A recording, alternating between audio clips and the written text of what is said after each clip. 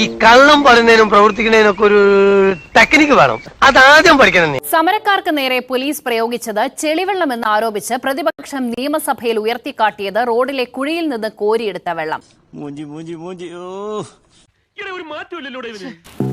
എനിക്കറിയാൻ മേലാത്തോണ്ട് ചോദിക്കുക കുഞ്ഞെ, നിനക്ക് എങ്ങനെ സാധിക്കുന്നത്? എനിക്ക് ഒരൊത്തും പിടിയും കിട്ടുന്നില്ല നിന്റെ കാര്യത്തില്. പ്രതിപക്ഷ യുവജന സംഘടനകൾ ഇന്നലെ നടത്തിയ നിയമസഭാ മാർച്ചിന് നേരെ പോലീസ് തീറ്റിച്ച ജലപീരങ്കിയിലെ വെള്ളമാണ് നിയമസഭയിൽ വരെയെത്തിയത്.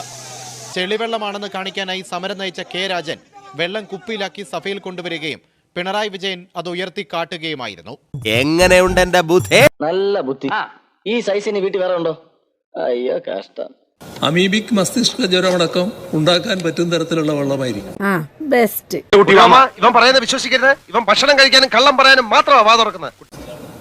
അത്തരത്തിലുള്ള ഒരു വെള്ളം ഉപയോഗിക്കേണ്ട ആവശ്യം എന്താണ്? സാധാരണ വെള്ളം തന്നെ ഉപയോഗിക്കാനോ? ഇവർക്ക് സമനില നഷ്ടപ്പെട്ടിരിക്കുക. ഇന്നലെ ഈ സഭയിൽ കലക്കവെള്ളത്തിന്റെ ഒരു കുപ്പിയുമായി പ്രതിപക്ഷ നേതാവ് വന്നു. ഞങ്ങളൊക്കെ ജലപീരങ്കിയുടെ മുമ്പിൽ ഒരുപാട് സമരം ചെയ്തവരാ. എങ്ങനെയാണ് ജലപീരങ്കി അടിക്കുമ്പോ ഈ വെള്ളം കുപ്പിയിൽ കരുതി വെക്കാൻ കഴിയാന്ന് ഇന്നിപ്പോ ചിത്രം സഹിതം ഒരു വാർത്ത വന്നിരിക്കുക. മെട്രോ വാർത്തയിൽ KP ജയചന്ദ്രൻ എന്ന് പറയുന്ന ഫോട്ടോഗ്രാഫർ എടുത്തിരിക്കുന്ന ചിത്രമാണ്. ആ ജലപീരങ്കി അടിച്ച വെള്ളം റോട്ടിൽ തളം കെട്ടി നിൽക്കുക. ആ തളം കെട്ടി നിൽക്കുന്ന വെള്ളം AIYFന്റെ പ്രവർത്തകർ കുപ്പിയിൽ കോരിയെടുക്കുക.